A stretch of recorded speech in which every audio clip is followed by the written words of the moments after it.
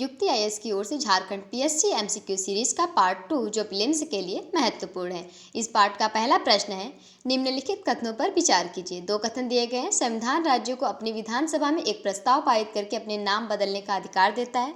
वहीं दूसरा है, भारतीय संविधान के अनुच्छेद 3 के अंतर्गत केंद्र के पास संसद में एक साधारण विधेयक पारित करके भारत के किसी भी क्षेत्र को बाहरी देश को देने की शक्ति है। तो चार विकल्प है इसमें, केवल एक, केवल दो, एक और दो, दोनों, या न तो एक और न ही दो। तो इसमें सही विकल्प हो जाएगा ऑप्शन डी, लास्ट ऑप्शन हो जाएगा, क्योंकि संविधान के अनुच्छेद 3 के तहत राज्यों का नाम बदलने या पुनर्गठन करने की शक्ति केवल संसद के पास है, न कि विधानसभा के पास। साथ ही अनुच्छेद 3 के तहत क्योंकि संसद को केवल देश के भीतर क्षेत्र को पुनर्गठित करने की शक्ति है, न कि किसी क्षेत्र को विदेशी देश सौंपने की। ठीक है, इसलिए दोनों कथन गलत है।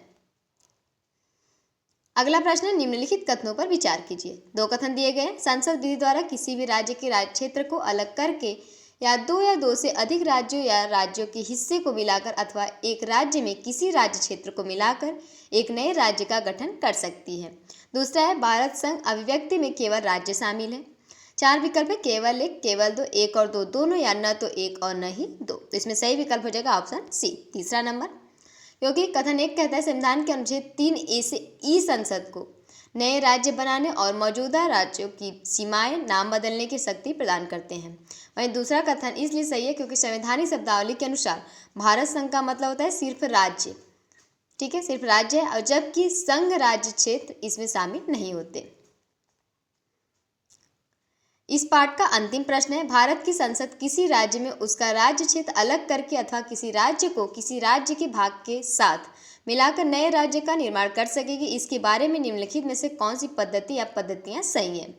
दो कथन है, साधारण बहुमत द्वारा तथा सामान्य विधायी प्रक्रिया द्वारा, या दूसरा है राष्ट्रपति की अनुशंसा से जो आमतौर पर विधेयक को उन राज्यों के जो कि विधानमंडल को भेजता है जो विधेयक में प्रस्तावित परिवर्तनों से प्रभावित होने वाले हैं। चार विकल्प है, केवल एक, केवल दो, एक और दो, दोनों, या न तो एक और न ही दो। ठीक है, तो इसमें सही विकल्प हो जाएगा ऑप्शन सी। ऐसा क्यों? क्योंकि पहला है नए राज्यों का निर्माण या मौजूदा राज्यों में परिवर्तन संविधान के अनुच्छेद 368 के तहत विशेष प्रक्रिया के बजाय संसद में केवल साधारण बहुमत से पास किया जा सकता है।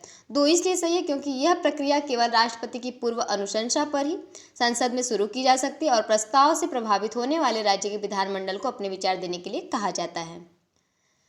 ठीक है, झारखंड पीएससी एमसीक्यू सीरीज के अगले महत्वपूर्ण प्रश्नों के लिए युक्ति आईएएस के साथ जुड़े रहें। धन्यवाद।